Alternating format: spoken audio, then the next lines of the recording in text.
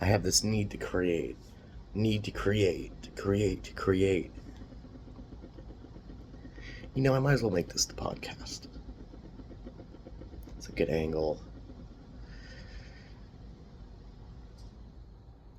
There's been just so much that has happened in the last 2.5, almost 3 years I've been here.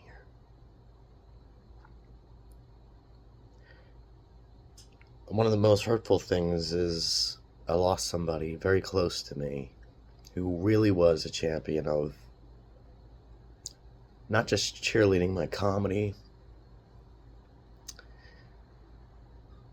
but really was somebody that partially raised me, and is probably the reason I take the risks that I do. Maybe I'm naturally risky.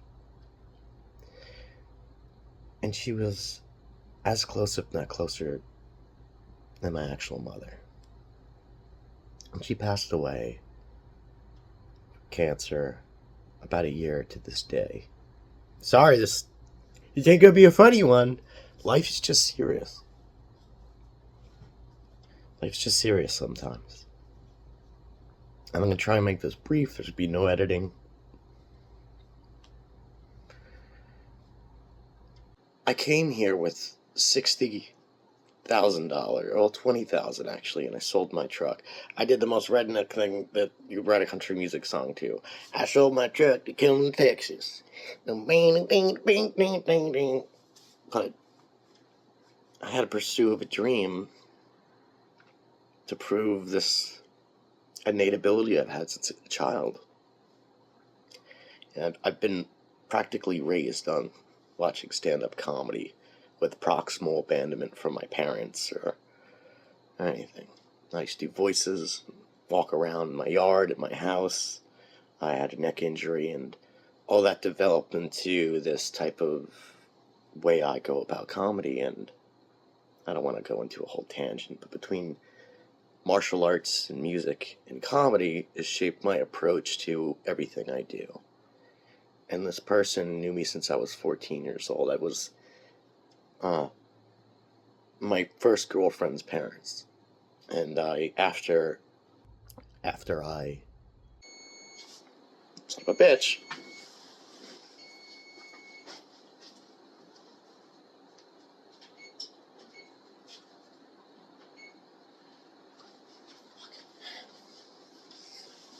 There will be editing. After I, broke up with that girlfriend, I became very close with these parents. And Leigh and Simon was, from England. It was someone she married. And as a young person and being enveloped, and I already knew about Monty Python and stuff, but being shown like Red Dwarf, Faulty Towers, I was highly influenced by British comedy, and I was highly influenced by the music in that house. And I grew up void of the Beatles and the Rolling Stones and just certain music. And she saw something in me, and I used to be able to just, to anybody, it's just uncontrollable. I could make them laugh. And Robin Williams, Jim Carrey was one of the first. Robin Williams really made me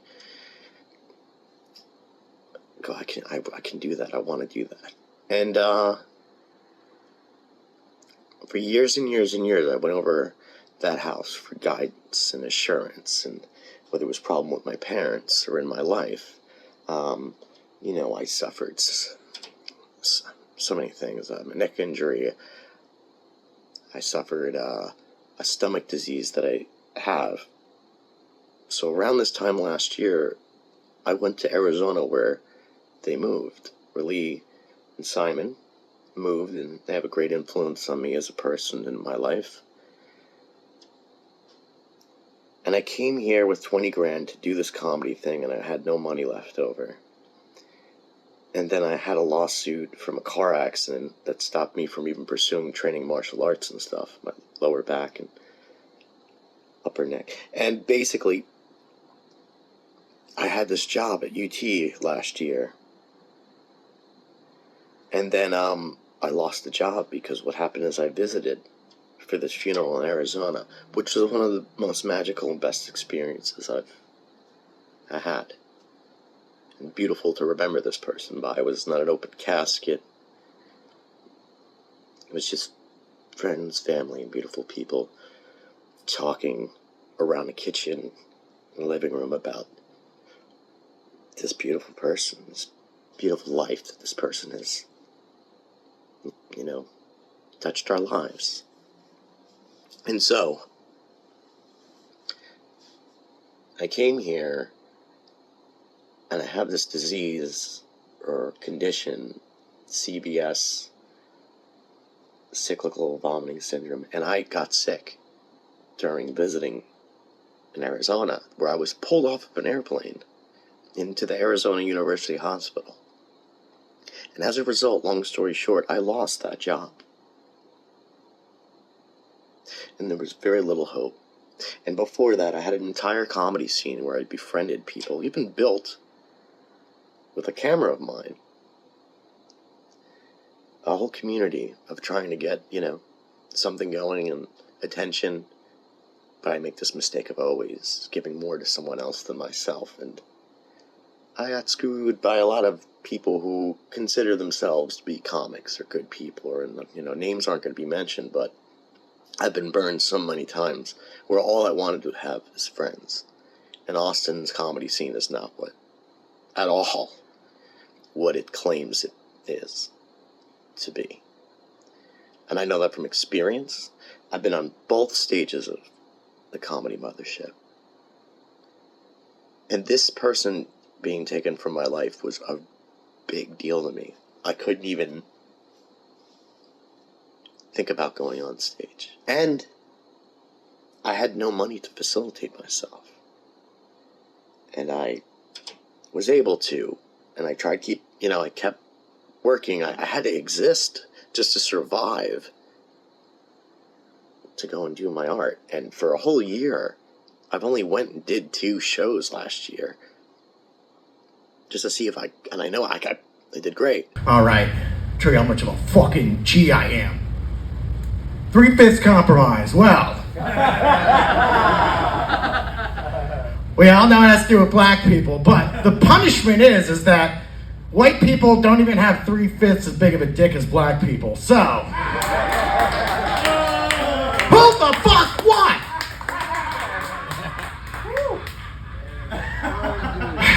Number 3. Would I get a face tattoo? No? I think they're kind of fucking stupid, but I'd never tell someone with a face tattoo that, right? Come on, the teardrop is kind of fucking gay, Like, aside from if you killed the dude, it just looks like you kind of got a cum ink mark on your face. It's like fucking fag gay.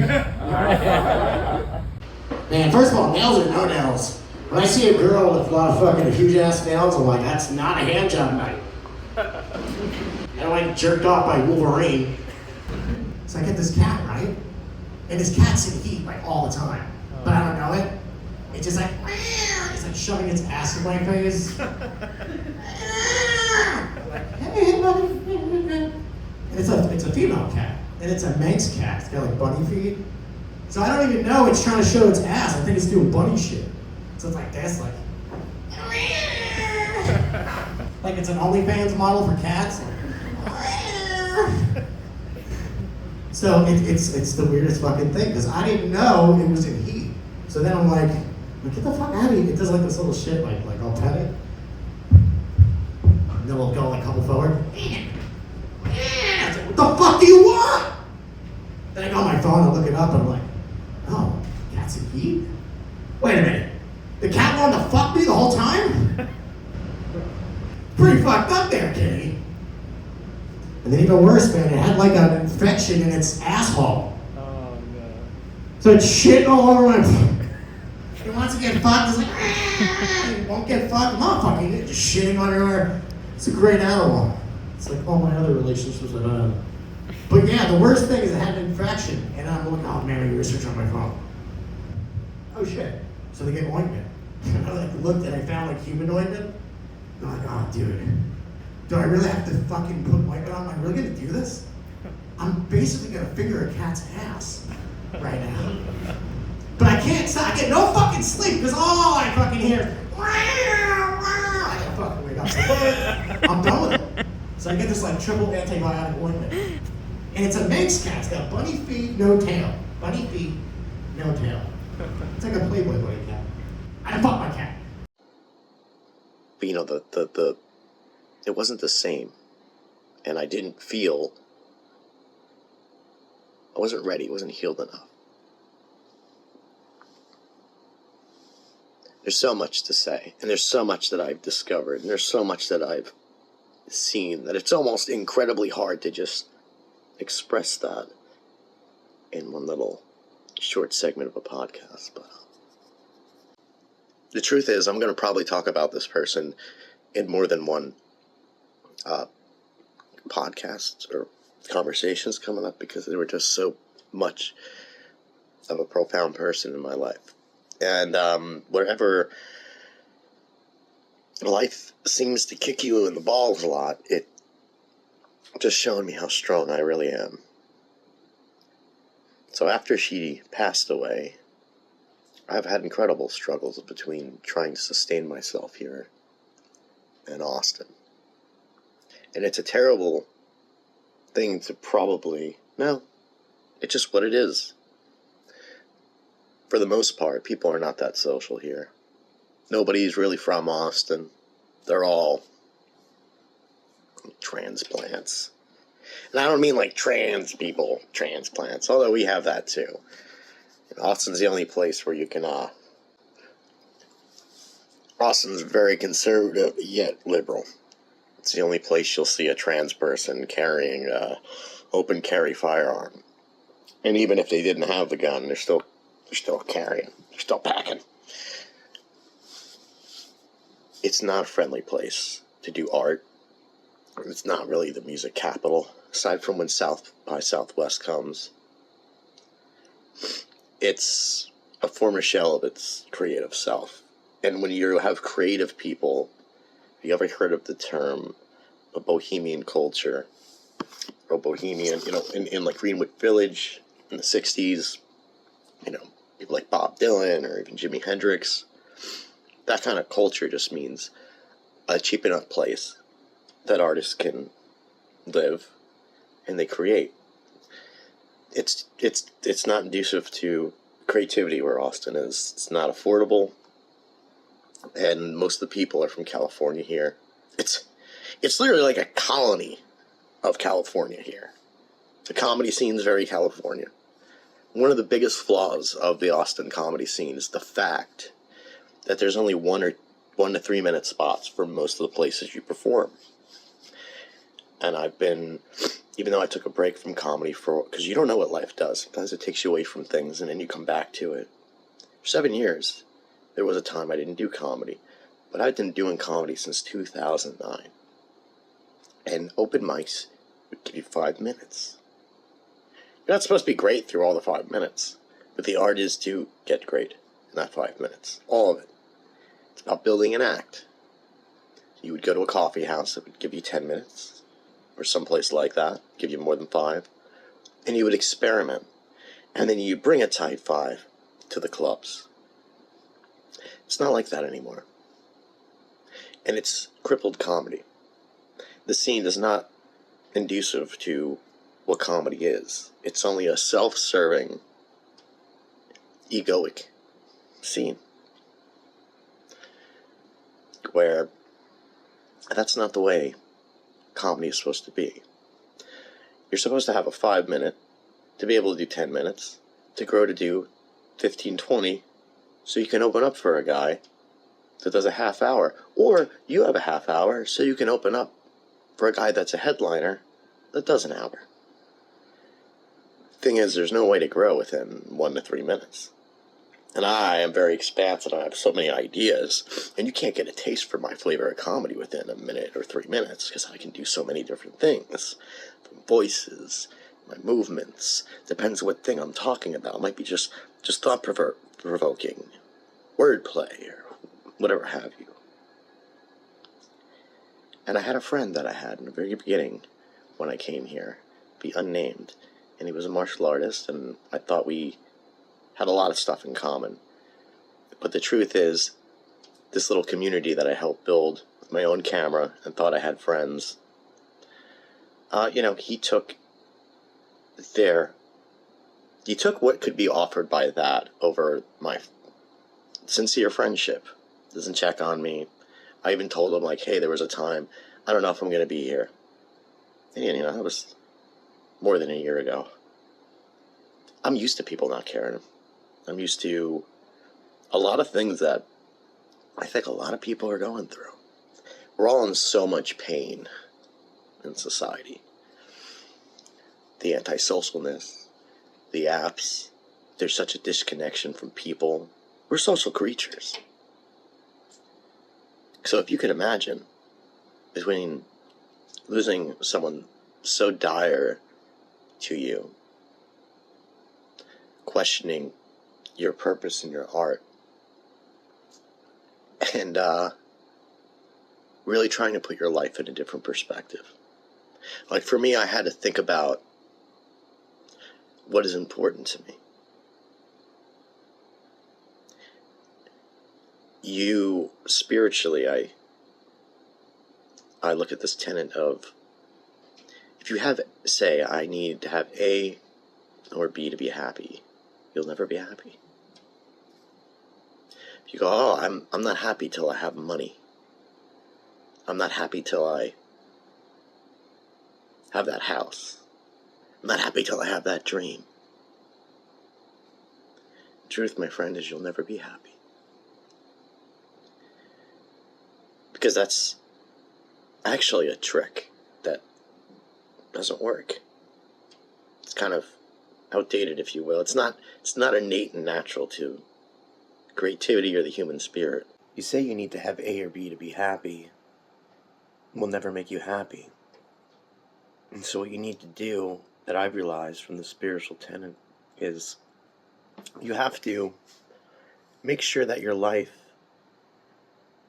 before anything else, the base level of your life is happy. Like, what's important to you? So money, I won't be happy till I have money. I won't be happy till I have the girl. I won't be happy till I have the dream. What you need to do, when you do that, even when people are famous or they have those things, they're on this like pedestal or horse, and it's easy to get knocked down from that. And most of the time people are they're not even happy when they're at that level. You think they are as a celebrity, but they're struggling just to keep that going. Because underneath, there is no base level. So I realized, instead of saying I need to have A or B to be happy, let me just make a good life. And let that be the thing. Have stabilized money, be happy where I am naturally without needing any of the other things. So once that is my base, I can put puzzle pieces of other things. I could have my dream on top of that, because if it falls off, I still have that happiness or base of my life. I could have the house, I could have that relationship,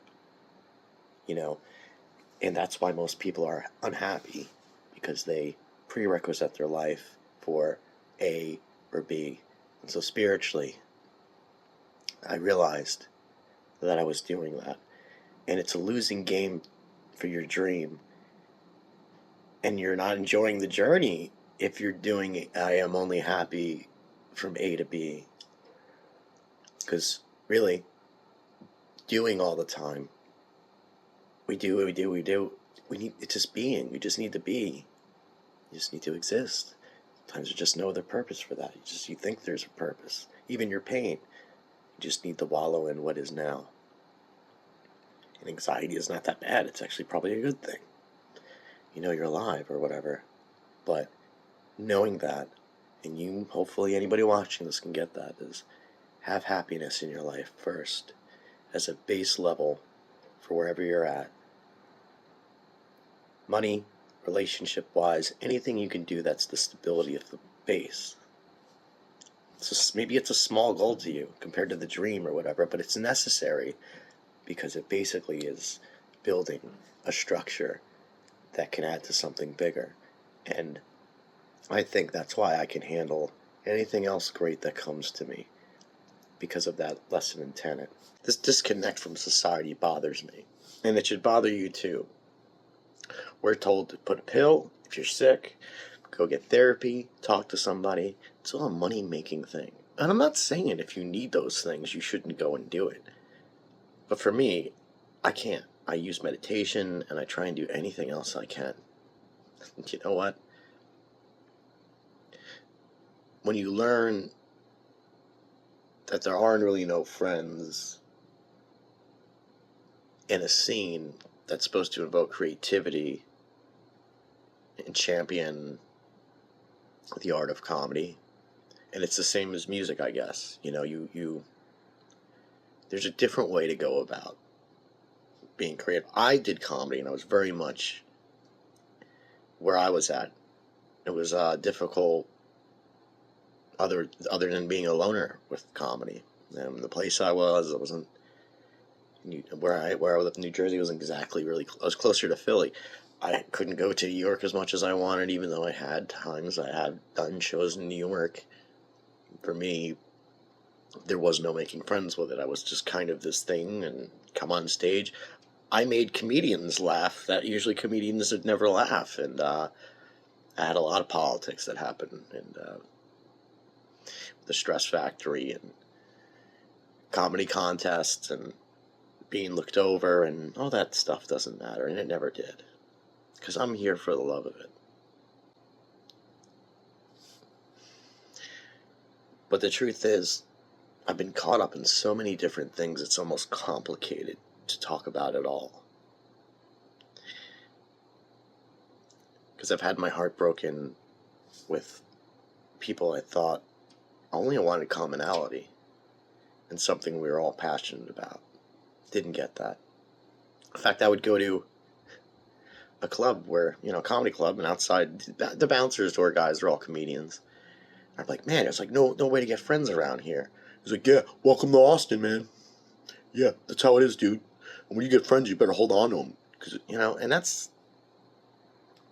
the fuck is that?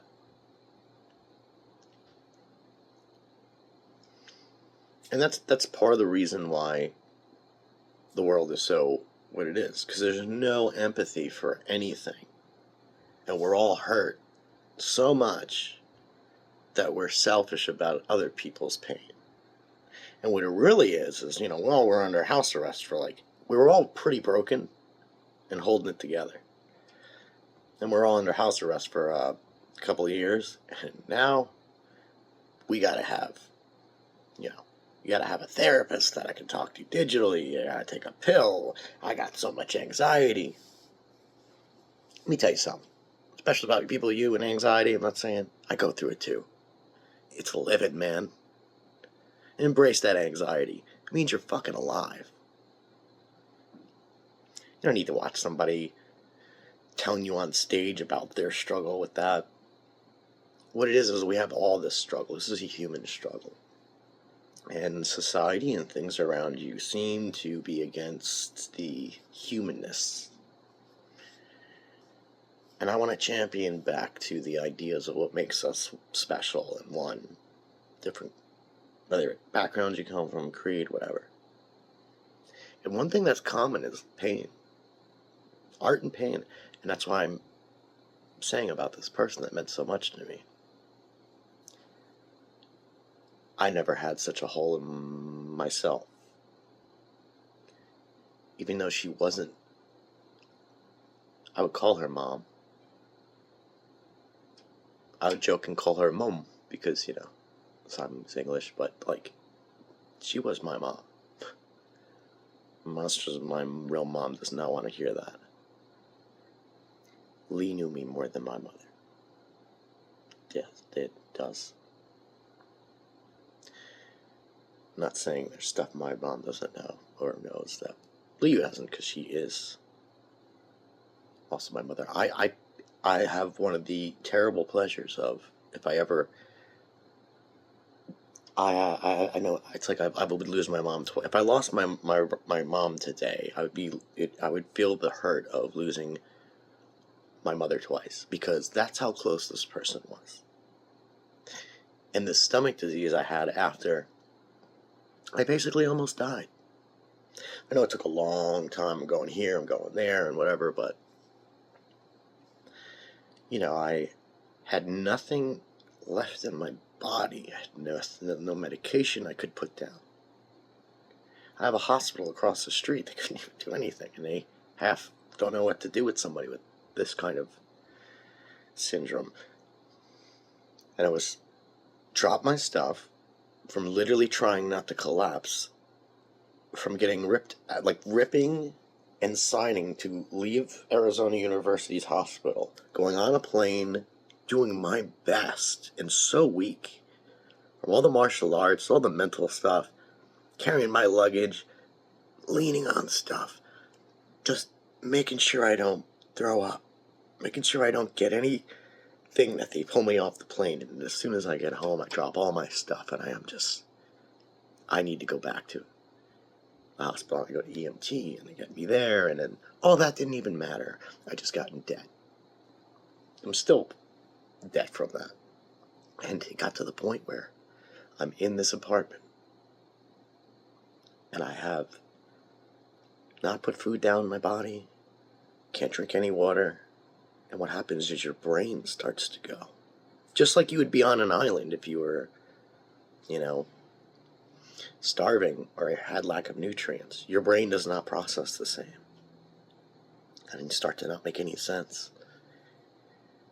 And my heart basically stopped. And I almost died. And I had to have my mom, my real mom, and dad come, who I don't have the best relationship with, to be honest with you. And maybe it's a better relationship now that I don't, really not near them. Maybe things are different, but still the same. And that was really hard. And and this rehabilitation I have when I get sick like this, it's not like a flu. I can't eat meat for a couple weeks. I can't have anything that's normal. It's incredibly hard on the body. And that's something I wouldn't wish on anybody. And it's a real thing. CVS, cyclical vomiting syndrome. You go look at it. It's one of the, and it seems to be more common nowadays, but it's a rare. It was really rare when I had it, and my father has it. But what I'm trying to tell you is, between death of losing somebody that close to you, my health being in question, having no money whatsoever to pursue something I'm so talented in, and I know I'm good in, dude. You're watching this? I'm one of the greatest ever. Just nobody knows that yet, including myself. Part of the reason this comedy scene is I gave it way too much respect, and I gave the people in it more love than I gave myself. And that's something I'm not going to do any longer. I'm going to put myself first above anything. And so, it's been a year now, and I was struggling to even sustain. I kept having a temporary situation working with these jobs through an unnamed place I will not name, and it was, you can get permanency, but it's more like a little club if you're in it. And I just kept getting these temporary roles. The Christmas rolls around. I was told I was supposed to get holiday pay. And it turns out I didn't. I got yanked from that. And that was about $1,000 that I didn't have. And then couldn't even pay my rent. In fact, last year, couple months, I had to reach out to a church to help my financial situation. Because I was basically homeless. I was basically going to be homeless. Yeah. If this is the struggle of being a real artist and a real person and somebody who How much adversity can you take? How much loss can you take? How much pain can you take? Do you really love this thing? Is this really for you? You know, for as far as I know, everybody in the scene thought I was not in Texas anymore. And when I popped in and I did a little comedy spot in the Creek in the Cave, people were like, wow, that was great. And where have you been? And blah, blah, blah. And it was just a sneak peek because I was not ready yet. I was not healed enough. And now I am. So on top of not having anything for rent, November, December, and here I do, I pay my rent for January, and I just find out that they just did, and my manager's like, you're, supposed to get paid for the holidays, and here I visit my brother, and I get 2 weeks off. I got nothing for it. Everybody else did, and I'm at a place where I almost can't even stay here. And it's been so long since I made a video or said anything or did anything. So I'm doing this, and I'm going to release what stand-up I have. And then I'm just going to do more stuff on the internet. And I'm going to, when I do stand-up, I'm going to put it on there. But this is also a video to announce that I'm going to put a Patreon. And I'm going to go and make sure that stuff that I don't release on YouTube, you get to. And if anybody's interested, I will. I'm developing a course to if you are interested in comedy and learning how to do comedy, I have my own way of doing that, and I have my own, there's really not a, books are terrible on it, and it has a lot to do with yourself, and not everybody can be that on stage. It takes a special person, but I do think everybody can learn how to write a joke, or learn how to, basically be funny. You can play guitar, but you don't have to be Jimi Hendrix, you know what I mean? You can learn a song, but you don't have to be a rock star, and that's something that I want to, anybody that knows me, I'm basically a legend in my town of Manchester. I have been, not only musically, I have a reputation, I have an incredible reputation of comedy and voices. I wrote a comedy script, a stoner comedy, in senior year of high school, 2007 or 8. I have many scripts. Before I even did stand-up comedy, I was a screenwriter. I had TV class, and, I was going to go to film school, but I didn't. I'm a history major and political science minor. I'm very intellectual, and I'm very different than most people that you would ever see, especially nowadays doing comedy, because I'm a bit of a throwback to the classic age of when I grew up in comedy during those years of the 2000s. There almost wasn't really a line, and if there was a line, you made sure you crossed it a little bit and made the audience think when you did that.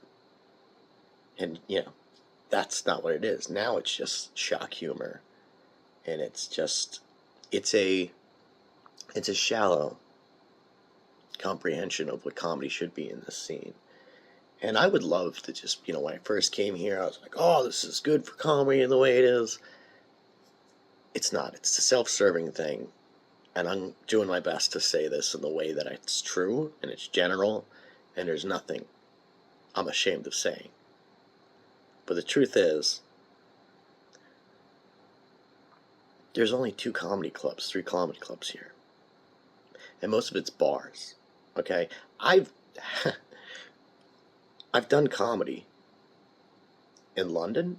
I've done it in New York City. I've done it in Philadelphia. I've done it in New Jersey. I've seen what comedy scenes are. And a comedy boom, even if you go look in the 80s in Boston, there were clubs. Ding Ho, there were many clubs. That's a boom. What you have here is bars trying to compete with comedy, and they don't even understand how to sell it. And they don't look at some upcoming people or understand, oh, if we get them, we could just sell it like this, because the bars just think, hey, we have a show of a random blah, blah, blah, and they think about selling drinks. A comedy club doesn't think about selling Drinks, they you come for the show. The drinks are just the effect. You're there, I'm going to drink one. It's not a bar mentality. So bars are trying to compete, but they don't have a show. In these open mics, they're not really. I wish I could say that it was a unique, fun, special place that it claimed to be when I came here. But it all it is alternative comedy used to actually mean like in something. Now it just means you're at a bar there's comedy there, and it's very, very hit or miss. I wouldn't even say that there is a comedy style to Austin. There's so many implants or transplants and trans. No, just kidding. There's so many transplants. People from California, people from, myself. And I'm a bit angry that I just came here on a trend. I'm not a trend guy. I don't listen to trends. Music people usually listen to, I listen to so much stuff. Blues, jazz, metal. Yeah, I'm probably, I have a pretty big cachet. It is just not inducive to the amount of people that moved and came here. And I'm not the only one that was disappointed, But I came here and I had a lot of incredible things happen. I met Shane Gillis at South by Southwest. Mark Maron, I had the great pleasure meeting a comedian named Yoshi, and they were friends with Russell Peters. I saw them open up for David Tell, and I made a connection with this person. In meeting Yoshi, I got with a friend, Dan Shev. I got to meet Russell Peters. Long story short, at a diner that was closed off, 3 p.m. I'll go through the whole story at a different time. But it's the only thing I don't have a photo to show for it. And when I look back at Dan, he was like, that wasn't about fanboying out. That was something special, an experience. I'm talking to Russell Peters, and, right before, during the election, like, I rubbed shoulders and met some incredible big stars of comedy, and I was only really hardcore going into the scene for about 6 to 8 months during that first year being here. I would like to even say I did a year, but really it was such a short and powerful term that I need to go and give that same effort into a new perspective that I've developed. But I met these famous comics, talked to them, rubbed shoulders with them. I didn't say I did a show with any of them, but that's not supposed to happen. That's a torch passed. That's an omen. And I don't give a fuck. Even when I tell my parents, they think of it as nothing. It's something, man. It's for those that know. That is something rare.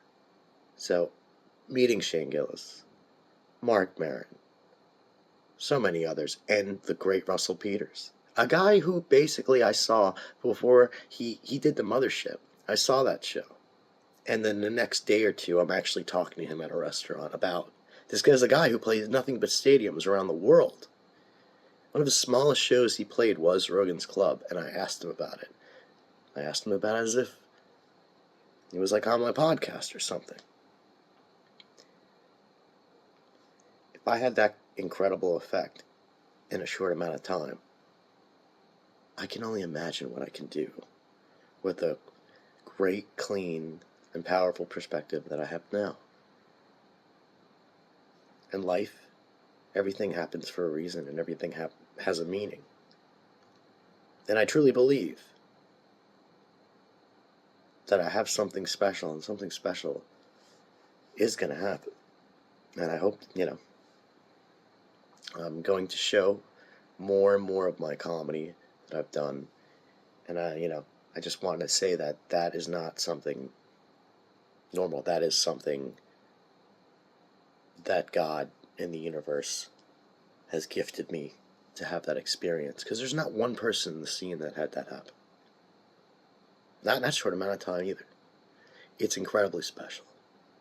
I'm just going to say is that this society is built on us not having connections with each other and not really being human and not having this emotional connection. And with all the struggles I've been through between being burnt by people I thought were my friends, having people that have died, I have not only was Leigh passed, my grandmother is no longer with me. I had my own health problems. My health problems were near-death threatening. And I took so much to just become stable here and do my thing. But I have not, and I will not give up. I'm putting out everything I could possibly put out for you guys to see that I'm proud of. And I'm going to be conducting myself a little bit differently and focusing more on what I can do on the internet. And you'll still see stand-up, and you'll still see me doing that. The last thing I want to talk about. This person, it's going to be unnamed, but the amount of pain and the amount of lessons I got from this. There was someone who I used to do. I'm a martial artist since I was 7 years old. My dad used to work for Black Belt. I've met many famous trainers. I met Matt Serra before he was UFC champion. Phil Nurse, who was Muay Thai coach for GSP. Ray Longo, who's the best friend of my personal trainer. And when I stopped doing comedy, I never thought I would do it again. I developed a YouTube channel and a clothing brand called Warrior Republic, and I would interview fighters. Long story short, I met somebody who was a friend, and they seemed like a great person. And at first, it might have been my mistake too, because I wasn't doing my dream and what I wanted to currently as I'm doing, even though it's, a little bit of a struggle. And sometimes you see somebody and you may like the idea of that person. I felt a strong connection to this person even as a friend. And I took a risk to go over there for one of their fights. And then, I felt that a strong connection that I thought that at very least this person could be, a friend that I would have for the rest of my life. What happened was this person completely ghosted me. Didn't even really say goodbye when I was in London. Didn't really want to associate with me. And I'm not sure if it has to do with a class, like as Americans to our old, country of England over there, they go more by titles, and they go more by wealth, and they go more by status.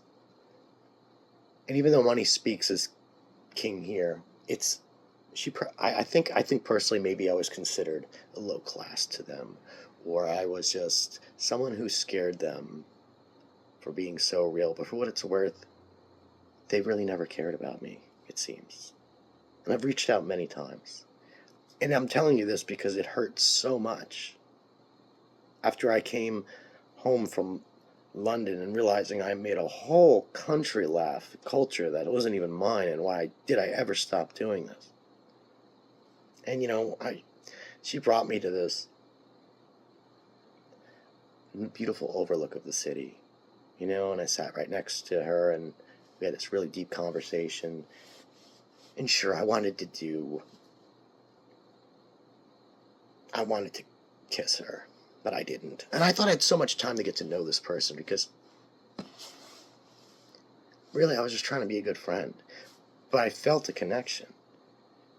But the truth is that I guess my idea of the person and who they actually are not the same. And they never really cared about me at all anyway. They didn't care even when I went to go show some of the stuff that I'm releasing right now on this channel. But I just want to say that it was so much pain that they gave me. it's probably one of the reasons that I'm so good at what I'm good at with singing and other art that I have. And if this person's even ever watching this, I mean no disrespect to you. I wish that we had some form of connection or friendship, and I feel bad in the way that I even went and did that. But I'm glad I did, because it brought me to understanding more of myself and being brought back to do comedy. Because I'm so many things. I'm a musician, I'm a martial artist, and I'm a comedian. I'm a filmmaker. I'm a philosopher. I'm a teacher. I'm a healer. I'm a lot of things. When you put value into somebody, maybe I didn't put enough value into myself. Now, would I ever get to... I wish. I'll never get that chance, probably. I'll never get that chance. And you have to have those...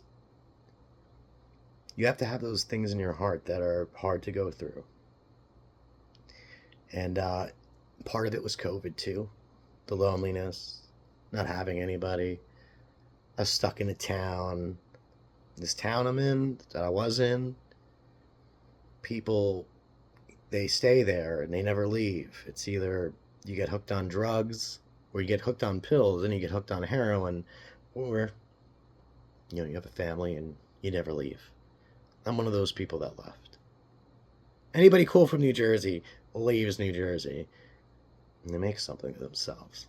So I'm here, and I'm not asking for anything or whatever, but you have to just honor the time and the beautifulness of when you have a connection with somebody, even though life has strayed you away from them for whatever reason. As much pain as I hold no grudge. I hold no animosity. I had a lot of confusion. I had a lot of pain. I had a lot of questions. And one of the greatest pains is to never get closure. And I never got that. And I never probably will. And that's okay. But I'm alive. And I'm here. And I just hope that this comes across in the right way. I doubt that they'll ever watch it. And I doubt that they'll ever probably talk to me ever again. And it's fun, because I'm so powerful and different now that what you're seeing is a different presence. And I'm just going to say that anybody who's had their heart broken by somebody and you don't let it destroy you, I'm going to, I had no, we didn't go out or nothing. Like, we were just friends, and I just felt a stronger connection. And I thought they did too, whether they were scared about it or not. And they watched a lot of my stories, and I tried to reconnect with them. There's no reconnection. And for whatever reason, they just don't like me, or they don't care about me, or they don't find any beautiful light that I have as a person. And I still find beautiful light in them.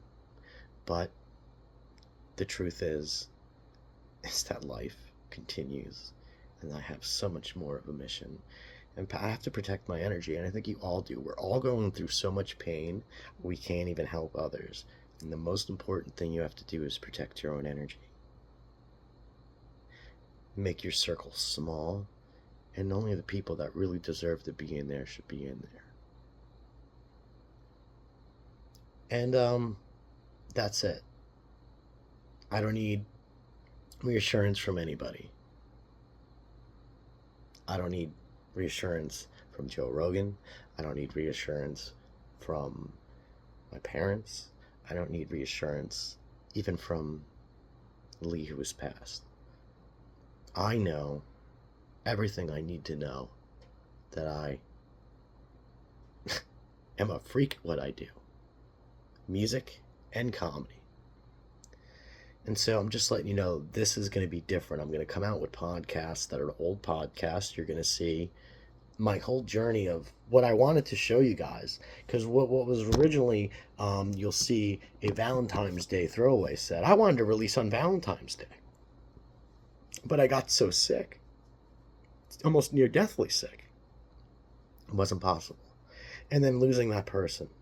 and then going through all this pain, and then holding the pain of somebody that I thought maybe cared about me even at all, just as a friend, didn't. I can't tell you, just like anybody else, I felt so unattractive and unyouthful. And I just realized that I have to stop doing things for other people. And I'm more important than they are. And what I have is something very unique. And I hope that you will follow the rest of my journey, whether the videos come out slow or fast. And even more, if you resonate with anything, please follow my Patreon. You can get to really know me. I'm gonna do a podcast where you get that. I'm gonna have to put a lot of intros because these are a couple years old, even the people I'm interviewing. But it shows you the journey and what the comedy and Austin experience was. And I'll put context. You'll see it. And then I'm gonna come out with real discussions and things like this. I decided to do it this low budget. This is just very unedited, and it's from my phone. I have a high-end camera and probably will use that at some point. Expression is more important than what you're using. Doing is more important than making sure it's the perfect time, because there never is a perfect time. So please, I know this may not have been the most entertainingly funny thing compared to other stuff, but there is just things in life that happen. And this is an awakening and a change, and I think the whole world's going through an awakening and change. And whether I'm some facilitator or catalyst or whatever, I just hope that anybody watches this resonates enough that maybe you'll follow me on my Patreon, and I'm gonna have its own podcast on there where I can talk about things even more freely than I do here. Instead of being so careful onto this medium of what you can and cannot say, I want to make sure people that actually really appreciate and resonate with myself and my art and my content, that they get something extra special. So I've said enough. I love you all. I want you to know that we're all connected spiritually. We are all one consciousness, taught to think of ourselves in individuality, given a name, and think we're separate. We're all the same. We're all the exact same. We're the exact same beautiful light that you see in that child and baby. It's actually the energy and light of God.